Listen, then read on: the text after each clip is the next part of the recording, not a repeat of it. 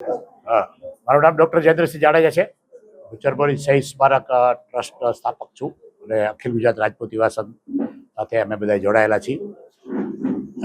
આજરોજ આપણે સૌને આમંત્રણ આપવાનું કારણ એ છે કે આગામી 3 સપ્ટેમ્બર 2026ના રોજ શીતળા સાતમને દિવસે ભૂચરમરી શહીદ શ્રદ્ધાંજલિ કાર્યક્રમનું આયોજન કરવામાં આવ્યું છે ભૂચરમરી મેદાન ધ્રોલ ખાતે.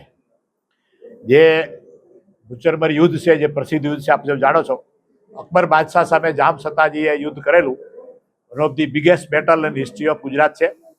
અને એમાં હજારો શહીદો આ ભૂમિની રક્ષા અને સંસ્કૃતિ રક્ષા માટે, આશ્રયધર્મની રક્ષા માટે થઈને શહીદ થયેલા. અને આજે મહત્વ છે એ તરફથી છે ગુજરાતના તમામ મુખ્યમંત્રીઓ અહીંયા શહીદોને પ્રણામ કરવા આવેલા છે. માનનીય નરેન્દ્રભાઈ મોદી પણ 2 વખત આવેલા છે, 2004 અને 2007માં. અને માનનીય આનંદીબેન હતા મુખ્યમંત્રી, ત્યારે એમને સરકાર તરફથી 11 કરોડ રૂપિયા ખર્ચ કરીને શહીદ વનનું નિર્માણ કરેલું છે ભૂચરમરી મેદાન ઉપર. એટલે આજે એક બહુ ઇમ્પોર્ટન્ટ મોન્યુમેન્ટ છે.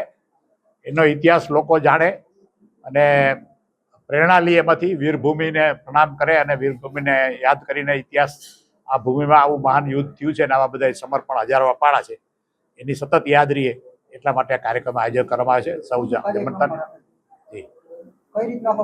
કાર્યક્રમ છે સવારે 8 વાગે અશ્વ સ્પર્ધા છે, ઘોડેસવારી સ્પર્ધા. સતત 25 વર્ષથી નિયમિત રીતે યોજાય છે અને એમાં 50થી વધારે અશ્વો ભાગ લે છે અને બહુ જોવા એમાં 15થી 20,000 લોકો આમ પ્રજા જોવા આવે છે. પછી તલવારબાજી સ્પર્ધા છે, કારણ કે આ વીરભૂમિ છે એને અનુરૂપ કાર્યક્રમો છે.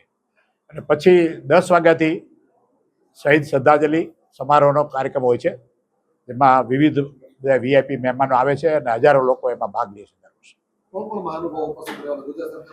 આ વખતે માનનીય શ્રી રીવાબા જાડેજા, માનનીય શ્રી સંજયસિંહ મૈડા, જે મંત્રીશ્રીઓ છે, આવવાના છે. સંસદ સભ્ય શ્રી કેસરી દેવસિંહ, પૂર્વ મંત્રી શ્રી ધર્મેન્દ્રસિંહ યાકુબા, એ બધાએ અત્યારે કન્ફર્મ કર્યું છે.